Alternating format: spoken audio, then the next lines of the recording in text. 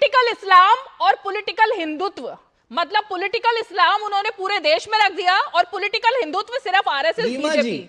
आ रही हूं, एक मिनट, बहुत देर से विनोद जी वेट कर रहे हैं। अतीकुर रहमान जी ने जो गलत फैक्ट दिया उसको, अतीकुर भाई आप पढ़े लिखे आदमी हैं, अभी गूगल करिए और उस पे हलाल इंडिया .co.in खोलिए, उसके ऊपर हलाल इन इंडस्ट्री, हलाल इन कॉस्मेटिक, हलाल इन बायोकेमिकल प्रोडक्ट, हलाल इन क्लोथ्स, सब कुछ लिखा हुआ है साहब। तो आप जो यहाँ बैठ करके, बिल्कुल एक मिनट मुझे पूरा करने दीजिए। मैं ये कह रहा हूँ सुप्रीम कोर्ट, नहीं, कौन गया था सुप्रीम कोर्ट?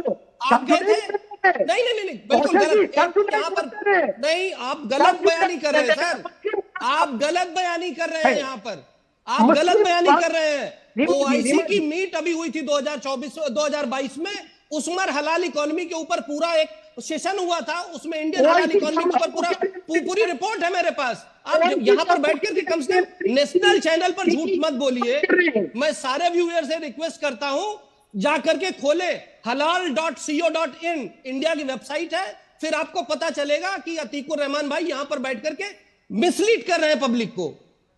रीमा जी, ओआईसी से हमको क्या लेना देना है? नहीं, मैंने तो halal.co.in की बात की, halalindia.co.in की बात कर रहा हूं मैं अतीकुर भाई, मैं halal.co.in, halalindia.co.in की बात कर रहा हूं। नहीं, सही तथ्य पेश करने हैं, सही तथ्य पेश करने हैं अतीक जी। अभी आप खुद ही कह रहे हो कि विद्वानों की तरह बहस करनी है, तो विद्वान तो वही होगा ना जो आधे अधूरे नहीं, पूरे ज्ञान के साथ बैठे और सही तथ्य पेश करे।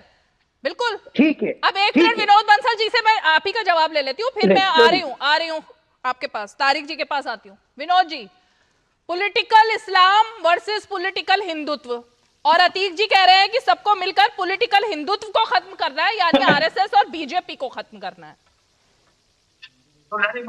देखिए, एरेडिकेट सनातन और एरेडिकल हिंदुत्व, ये तो पूरे इंडिया अलायंस का एक पूरा वो जो गठबंधन का पूरा एक कोर एजेंडा है। और वो एजेंडा किसने सेट किया ये आपको पता है। दक्षिण से आवाज उठती है कि सनातन को नेस्तनाबूद कर दो, उत्तर भारत से आवाज उठती है कि भाई रामचरितमानस को जला दो।